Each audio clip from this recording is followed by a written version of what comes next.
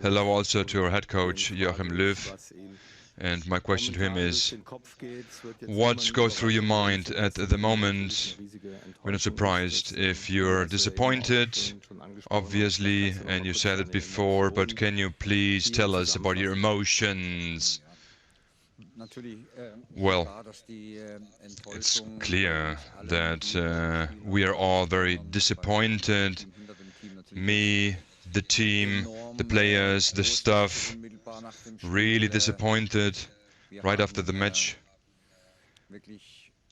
We really, over the last weeks, we invested a lot, and the team has worked very well, developed a great spirit, but today we just didn't make it to put it on the pitch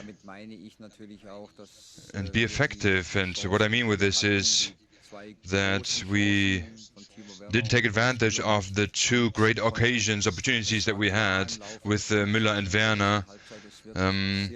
And it was clear, it was obvious that it's going to be all about patience. No team wants to maybe take too many risks, especially also in their defensive work, and it was expected that not many opportunities would be created, but you need to take advantage of them, be clinical if you want to succeed. The English side scored on their first opportunity, we didn't, so it was difficult.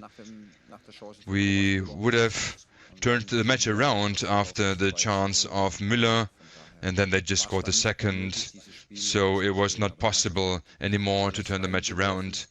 But the team threw in everything, but we were just not clinical enough, not effective enough. The team needs to mature as a team to be more successful. Anne Richter first. Mr. Löw, thank you first of all for the last 15 years.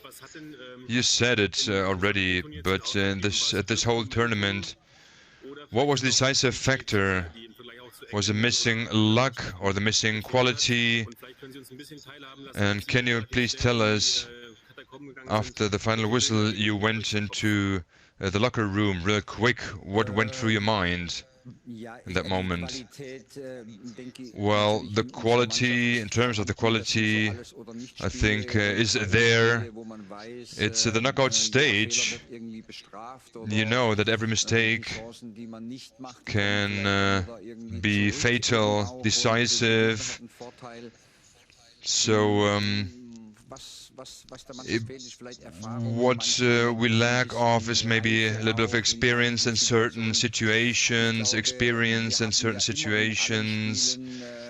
In all the matches that we have played, also against Portugal, we had certain spells in which we weren't effective enough and not clinical enough, also in our defensive work, defending set pieces, and up front, not effective enough in our opportunities that we had. We have the quality. You could see that in the match against Portugal, good character, good personality, good attitude. They worked very hard.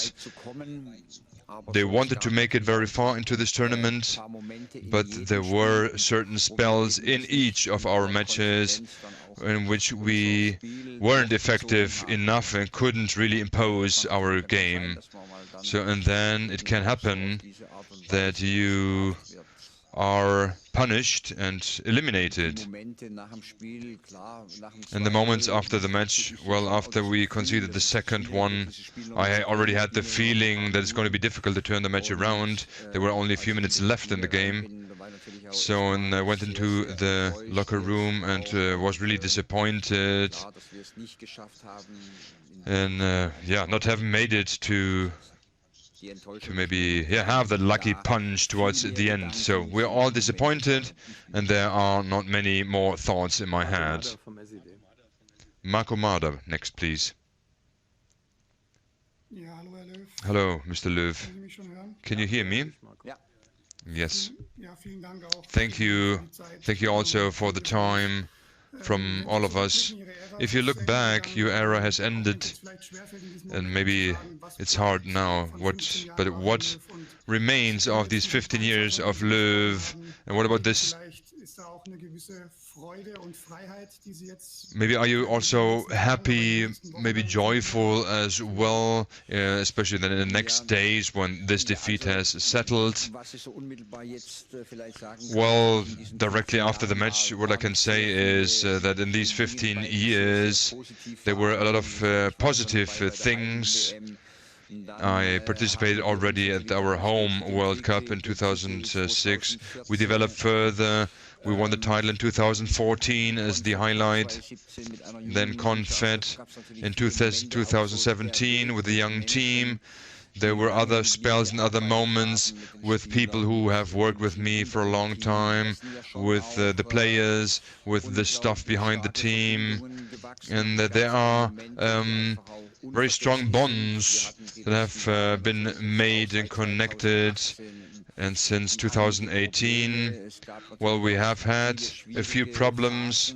There were difficult phases, spells, and at the end we have made it happen that the team imposes their style, our style of play at the end. And what remains is a lot of moments with a lot of people, and the victories, some defeats as well. I've learned my lessons. I met people who have supported me, helped me, and who today have become very important in my life, and are experiences that I've made that I don't want to miss. So I think that disappointment is present, will stay for a while. This is clear. You don't forget about it immediately. After a couple of days, you will need certain time. But I'm sure that there are a lot of positive things that I can take out of these 15 years. So, and I also want to say thank you for all these people, for the players who gave their best, for players who are not with us anymore, the stuff behind the whole team, and also with you, the press. I've been going a long path. Julian Wolf, next please. Good evening, Mr. Löw.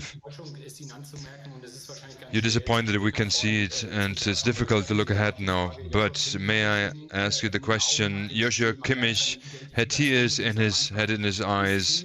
He and Goretzka, are these the two players who can support, lead the team in the next few years? Well, I think so. We have a few young players in our ranks who will be and who will take a big step in the next 2-3 years. I said already before that this team, there will be changes, that's obvious, but maybe in 2024 players will be at their peak in their career, are maybe a little bit more experienced, are more effective, more clinical. This will help, and especially Kimmich and Goretzka, they have already been leaders in the team, because they show this willingness, this will, this courage, and today they fought a lot. Also Leon Goretzka in midfield, who had just come back from a long break, but both are able and capable of leading this team and support them, and especially the young new players coming in. Rob Paris, next please.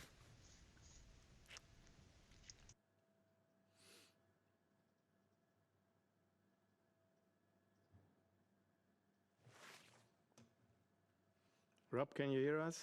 Rob Paris? Rob Paris, please, next. Can you hear us? Scheint nicht der Fall zu sein, dann gehen wir doch. It doesn't look like. Rob, hi. Oh, there he is. Rob. Commiserations on the defeat. Congratulations on your run as Germany manager. What do you plan to do next? And when we make a decision, do you want to quickly go into club management, and where and how will you spend the coming weeks?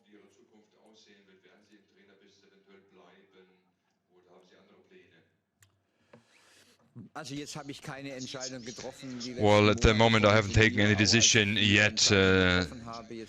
When I took my decision to stop after this tournament, I had different thoughts back then. We were focusing on getting prepared for the tournament. We will see in the next days, next weeks. But I said that after 15 years at the helm as coach, I think it will do me well to step back a little bit from this responsibility, and then there will be new energy arising in me, and I will decide, take the decision then what I will do in the future. We will see. At the moment, I don't really have a concrete plan. Philipp Seldorf, next please.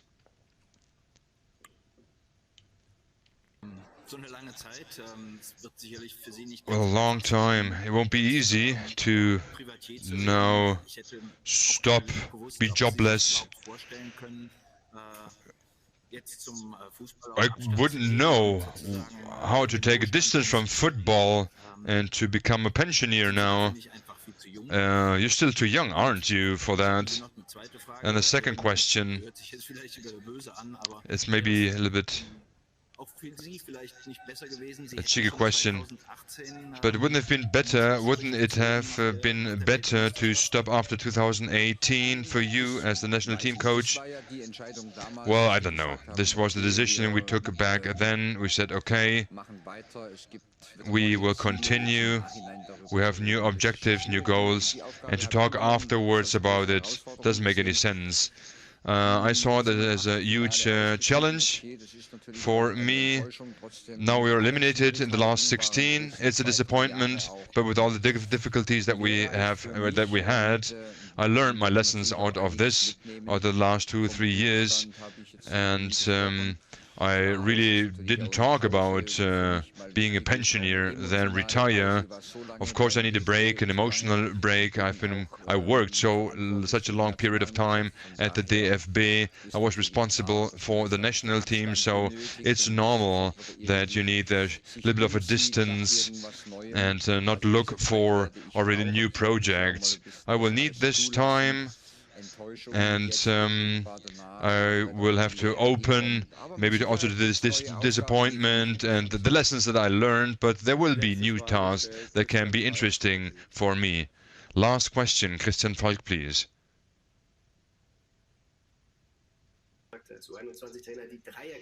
So, back three didn't give you real stability in your defensive work. What can you say? And the under-21 coach criticized that, but what do you think about that? What your critics of your colleague? Well, I can say that it was not up to the back three. It helped us against Portugal and against France. It gave us a certain stability in our defensive work. If we only had played with the two center backs, then we would have had problems against strong teams as France and Portugal. But as I said yesterday, these matches like these are decided by other things, other aspects, small details. It's not the system which is the decisive factor. This is old school. There are things that change, that switch. It's about awareness, about your attitude in attack, up front, your runs, to open up spaces. These are the decisive facts here, and such matches, knockout matches, are decided not only with your team spirit but also by chances weaknesses that you need to be clinical and effective at, and you shouldn't commit any mistake in your defensive work. And I think up to the opener that they scored, there was only one shot on our goal by Sterling. So it was clear that there will be spells or players who will decide the match and not the system. But I know there are different opinions. People have different opinions about the system.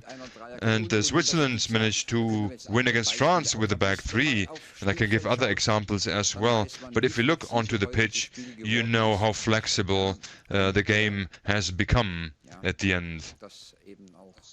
And this is it's not only the system as a decisive factor. So thank you very much for tonight, for participating. My info is that the team will leave towards Nuremberg. They fly back. We go back to our camp, and how it will look like with our press work tomorrow and the next days. We will inform you. Stay healthy. All the best, and many greetings from London. Bye-bye. Thank you very much. Bye.